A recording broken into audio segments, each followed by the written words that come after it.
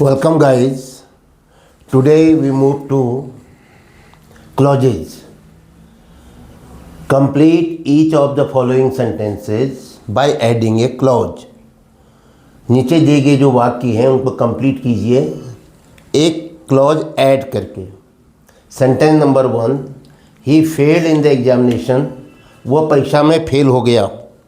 अब इसमें आपको नाउन क्लॉज, एडजेक्टिव क्लॉज या एडवर्ब क्लॉज में जो सूटेबल लगता है उसको आप भरेंगे. तो क्या होगा? He failed in the examination because. क्या कारण था उसका फेल होने का? He fail in the examination. चलो प्रिंसिपल क्लॉज लिख लेता हूँ मैं फिर से उतार रहा हूँ उसको. ये प्रिंसिपल क्लॉज है. He failed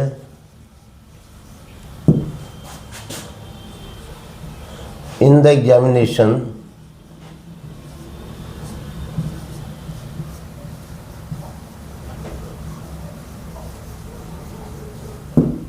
because. अब ये कारण बता रहे हैं आप, तो ये आप जो भर रहे हैं आप, ये है क्या? Adverb clause of reason. Because he did not work hard. He did not, या because he could not work hard, क्योंकि वो कठिन मेहनत नहीं कर पाया. बिकॉज ही कुड से ले लेते हैं, ज़्यादा अच्छा रहेगा. ही कुडंट कर देता हूँ शॉर्ट में. Couldn't work hard. क्या तो हो गया? क्योंकि वो कठिन मेहनत नहीं कर सका.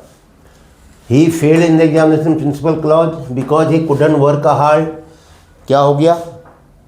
Adverb clause of reason. और तो सेंटेंस क्या बना? Complex sentence. नंबर 2. सेकंड क्या है नंबर 2 में? There is no rains. कोई वर्षा नहीं हुई है. देयर इज नो रेन्स, वर्षा नहीं हुई है. ये क्या हो गया? Principal clause. There is no rains. Verb is है. देयर इसका एडवोकेट या वर्ब जो है सब्जेक्ट का काम कर रहा है. ये हो गया मेन वर्ब, मतलब मेन क्लॉज, जिसको हम प्रिंसिपल क्लॉज कहते हैं. There is no rains before मार्च.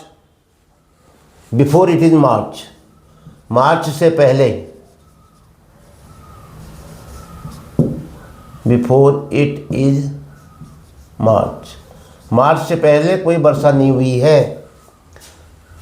अब ये समय को बता रहा है, तो ये क्या हो गया? Adverb clause of time. और देयर इज नो रेन्स क्या हो गया? Principal clause. दोनों मिलकर के क्या बना? Complex sentence. Number next. My mother gave me what. My mother gave me, केवल इतना ही लिखो. My mother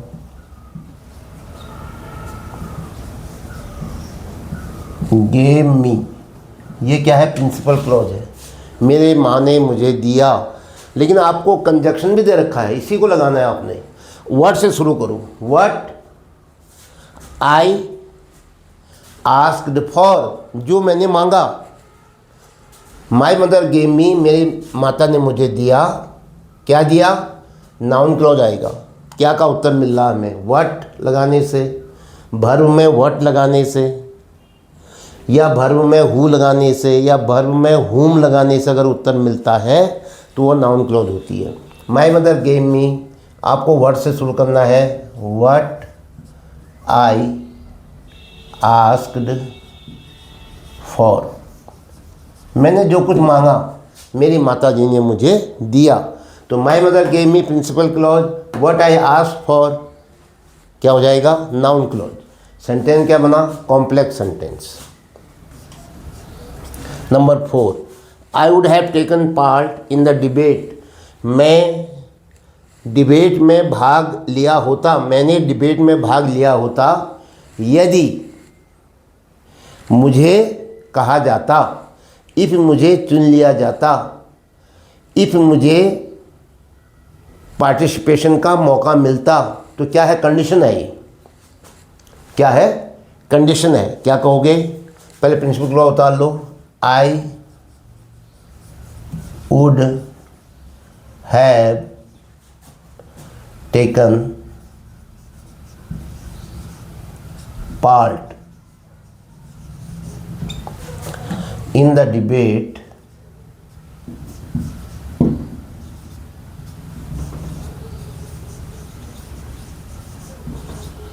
I would have taken part in the debate if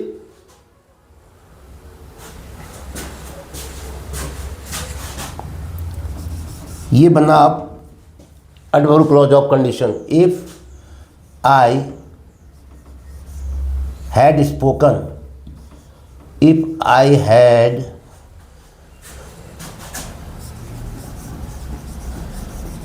spoken in motion, अगर मुझे पक्ष में बात करने का मौका मिला होता।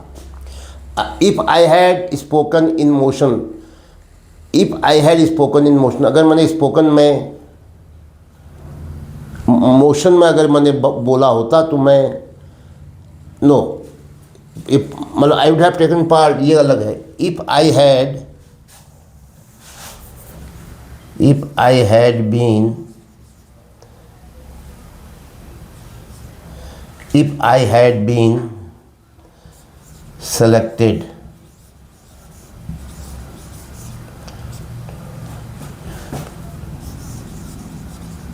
for the competition, for the team, if I had been selected for the team, अगर टीम के लिए मेरा चयन हुआ होता, मैं डिबेट में भाग लिया होता। If I had been selected for the team, अगर मेरा चयन टीम में हुआ होता, या मैंने डिबेट में भाग लिया होता अगर मैं स्वस्थ होता। If I had been good in health because I was not well at that time, क्योंकि मैं उस समय स्वस्थ नहीं था। तो क्या कर सकता हूँ? If I had been good in health, ये भी कर सकता हूँ। If I had been presented myself there, अगर मैं वहाँ उपस्थित होता। If I had been selected for the team, अगर मेरा चयन टीम के लिए हुआ होता। और तो टीम में चयन नहीं हुआ तो मैंने पार्ट नहीं ले पाया, ये भी ठीक है। नेक्स्ट, डू यू नो, ये जो इंट्रोगेटिव सेंटेंस है, डू से शुरू हो रहा है। डू यू नो हाउ, तो एक क्वेश्चन मार्क बनेगा यहाँ। तो प्रिंसिपल क्लॉज किस में आ रही है? इंट्रोगेटिव। तो डू यू नो को आप लिख लो principal clause. Do you know, क्या तुम जानते हो? डू यू नो, क्या तुम जानते हो? क्या जानते हो? अरे हाउ से बनाओ कह रहा है, तो ये एडवर्ब क्लॉज ऑफ मैनर बनेगा। How, do you know how, how का मतलब मैनर, तरीका, कैसे। How he pass the examination, how he crack the UPSC. Do you know how he went to, how he went abroad, how he was selected for the post. Do you know how he was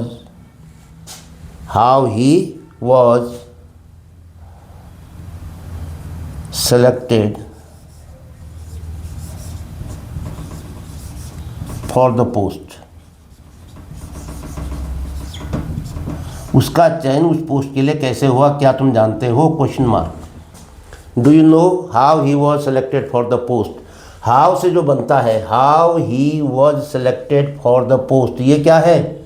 ये है आपका adverb clause of manner. और do you know क्या है? Principal clause. Sentence क्या बना? Complex sentence. ऐसे यहाँ पर देख लो, before it is March what I asked for because he couldn't work hard in the debate if I had been selected for the team, ये सब सबऑर्डिनेट क्लॉज हैं। या 6, वर्क हार्ड, लेस्ट के बाद हमेशा शुड आता है, एक बात ध्यान रखना। लेस्ट के माने होते हैं कहीं ऐसा न हो कि। वर्क हार्ड क्या हो गया? Principal clause. Work hard lest, कठिन मेहनत करो अन्यथा फेल हो जाओगे। लेस्ट यू शुड फेल, तुम्हें फेल हो जाना चाहिए, ये अर्थ हुआ। तो लेकिन यू के बाद शुड जरूर आता है इसमें, lest you should fail in the examination, lest you should fail in the examination, in the exams, परीक्षाओं में फेल हो जाओगे। तो क्या होगा, work hard principal clause, lest you should fail in the exams, कहीं ऐसा ना हो कि तुम फेल हो जाओ। क्या है ये, एक प्रकार से एडवर्ब क्लॉज ऑफ रीजन भी कह सकते हो, एडवर्ब क्लॉज ऑफ क्या हो सकता है, कंडीशन भी हो, कंट्रास्ट भी हो सकता है। नेक्स्ट स्लो बट स्टीडी, वैसे तो ये मुहावरा है। क्या है वो मुहावरा, slow but steady wins the race. देखो मैं लिख ही देता हूँ इसको, स्लो, बस केवल स्लो, और उसकी वर्ब एक ही है, विंस, स्लो विंस, जो धीरे धीरे चलते हैं वो जीतते हैं, ये प्रिंसिपल क्लॉज हो गया। बट स्टीडी, जो लगातार चलते हैं। अब देखो विंस द रेस। अब यहां पर क्या होता है कि slow wins the race principal clause, but steady wins the race coordinate clause. जो clause slow wins the race है वही क्लॉज, या कहो कि उसी के बराबर but steady wins the race भी है। दोनों एक दूसरे पर निर्भर नहीं है, स्लो भी विंस रेस और स्टीडी भी विंस रेस। अब आप कहोगे सर इसमें तो वर्ब है ही नहीं, तो वर्ब दोनों की एक है, कॉमन है, इसलिए हमने एक ही जगह लिखी, slow wins the race but steady wins the race. तो जो कॉमन होता है उसको दोबारा नहीं लिखते हैं। तो क्या बन गया सेंटेंस, slow but steady wins the race. Sentence क्या बना, सेंटेंस बना कंपाउंड सेंटेंस। ऐसे सेंटेंस को क्या कहते हैं, compound. Next, no sooner did the thief see the police, यूं ही चोर ने पुलिस को देखा क्यों ही वह भाग गया। क्या होता है, no sooner did the thief see the police, इसका सही अर्थ होता है चोर को देखा भी न था कि तभी चोर भाग गया, तभी वह भाग गया। तो क्या कहोगे, पहले प्रिंसिपल क्लॉज लिखो, no sooner did the thief, no sooner did the thief see the police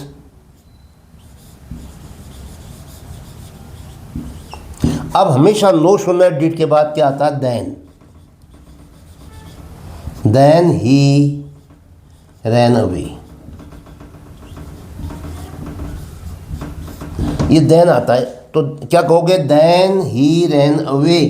ये हो गया आपका एडवर्ब क्लॉज ऑफ टाइम। या एक काम करो, no sooner did the thief see the police, ये है आपका एडवर्ब क्लॉज, क्योंकि ये किससे बना है, एज सून एज से बना है। No sooner did the thief see the police, ये हो गया आपका as soon as the thief saw the police, ये अर्थ है इसका। जो ही थीफ ने पुलिस को देखा, समय को संकेत कर रहा है, adverb clause of time. He ran away, then he ran away, तब ही वह भाग गया, ये हो गया प्रिंसिपल क्लॉज। तो ये सेंटेंस क्या बना, कॉम्प्लेक्स सेंटेंस। तो ये था आज का वीडियो, जिसमें हमें एक प्रिंसिपल क्लॉज दी हुई थी। कहीं पर आज जैसे यहाँ पर है, यहाँ पर हमको क्या दी थी, सबऑर्डिनेट क्लॉज दी थी, एडवर्ब क्लॉज ऑफ टाइम। तो हमें उसमें प्रिंसिपल क्लॉज भरी, और जहाँ प्रिंसिपल क्लॉज दे रखी है उसके साथ हमने सबऑर्डिनेट क्लॉज भरी। लेकिन एक सेंटेंस ऐसा था, स्लो बट स्टीडी, इसमें क्या था, इसमें हमने बट से जो बनाया, but steady wins the race, ये इसके समकक्ष क्लॉज थी। पहले क्लॉज जो थी आधी अधूरी जो है वो इसकी वर्ब को लेगी, स्लो विंस द रेस। यहाँ देखा, slow wins the race principal clause, but steady wins the race. लेकिन जो धीरे धीरे चलता है वो भी रेस जीतता है। तो क्या हो गया, ये उसके बराबर ही समकक्ष है, एक क्लॉज एक दूसरे पर निर्भर नहीं है, तो ये हो जाएगी कोऑर्डिनेट क्लॉज और सेंटेंस बनेगा कंपाउंड। बाकी में जो सबऑर्डिनेट क्लॉज है वो प्रिंसिपल क्लॉज पर निर्भर होती हैं, डिपेंडेंट होती हैं, तो वो कॉम्प्लेक्स सेंटेंस बनाती हैं। इसने बनाया कंपाउंड सेंटेंस। इसके साथ ही आज का ये वीडियो समाप्त होता है। जय हिंद।